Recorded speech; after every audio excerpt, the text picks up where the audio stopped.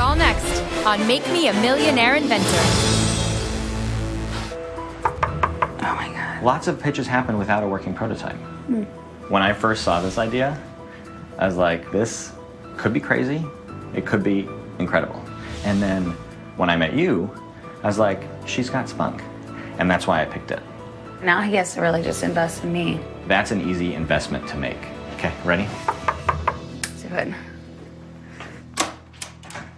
Hello. George, hi. Steven. Nice to see you. Great guys. to see you. What's up, man? Brian. Hi, how are Hey, you? Nice to meet you. This is Steven Viscusi. He made his money in real estate, but his background is in Italian restaurants. He's got deep pockets, he likes to invest in startups, and he's taken a shine to Sam's idea. Today, he's here with an advisor. Brian Cassidy is the VP of Operations for Cici's Pizza, which is a chain that has 500 stores nationwide. I'm Italian. I have red sauce in my veins. Back where I'm from in New York City, we don't call it sauce. We call it gravy. I know. So I'm dying to taste your gravy and to see your tower. Great. Yeah. The tower is not working again. All right, let's head over here. We'll sit at the table and we'll talk. Great. Great. Okay. But we just got to roll with this. It's up to Sam to keep it together and not have a baby. Where is that contraption today? Where is the tower? The tower was, you know, I don't like to say fell through, but the tower was supposed to be flooring for you, and we had a little trip up with it. So as you can see, that's why I'm a little startled. Well, it happens. I mean, we're all in business. We know it happens. I did see your website already, and I think I got a good visual, so you know, from the video. My mouth was watering for that gravy, I don't mind telling you. So we all know the chocolate fountain, so automatically I think, well, what's the difference?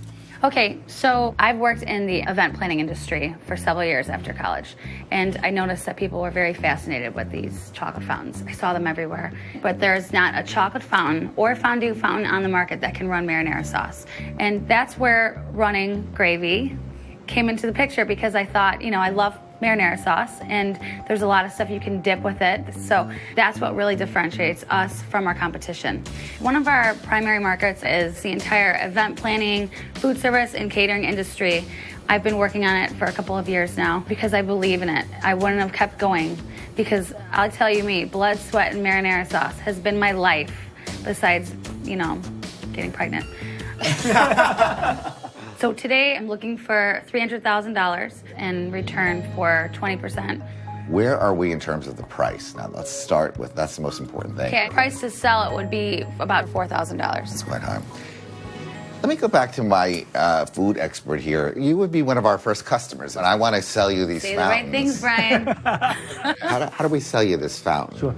Well, first off, I think from an eye-pleasing standpoint, an attention gatherer, I think it's huge. I think it's great. Would the franchise owners pony up $4 to $6 grand for 2 or 3 of these machines? That's what I want to understand. I think that's a great question. I don't know.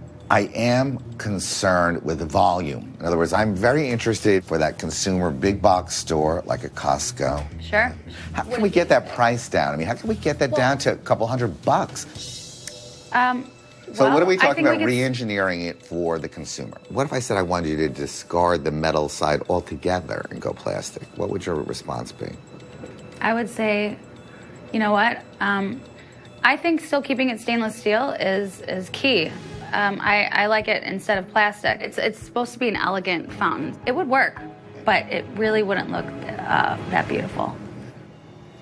Could we make this tower more cheaply? Yes, you just swap out the steel for plastic and there you go. Sam is sitting in front of a guy who understands the market and who seems interested. And I'm just worried that she's being too precious with her invention. I mean, I'm passionate about the idea. I'm more interested in you personally. I can see you leading the charge for the right idea. But Well, thank you. sometimes a good idea just isn't enough. On the pro side, I like your passion. I love the product. It hits me in the heart. I can't quite intellectually totally feel why. I think a lot of it has to do with you. And I could see you, particularly on QVC, pitching this. On the con side, I personally am very interested in the mass market side, you know, the plastic side of it. And I think you're onto something, because I feel like I can mentor you and work with you. But I'd want 51% of the company if I were to do that. Were you willing to give up control of your company to me to do that? And I've thought about being presented with that question, And it's a really hard decision for me, and I'm really on the fence. You and me together on QVC, I think we can make millions. I've worked really hard to give away control of it. But you don't really have the expertise to run it. I don't think so. Not 51%. Can we meet somewhere in the middle? Well, either I have control or I don't. I mean, you can't do anything better than that. So I have to say, without your willingness to give up the majority share, I've got to pass. Okay. It's not the end of the road for me. To just give it away after 3 years of working on it, it's just not in my vocabulary. Thank you. Thank you. Part of me is like, why would you say no? But the reality is I didn't agree with some of the things that he said, and I didn't agree with some of the visions that he was kind of projecting for me. I never asked him what his price was for what he'd be willing to, what type of investment. I just said no. And I don't know if I made the wrong choice. I overthink things all the time, and I go to sleep at night thinking I'll do one thing, and then I get up the next day and do the exact opposite. So I don't know, George. So when I first said it, I kicked myself, but he's not the only investor out there.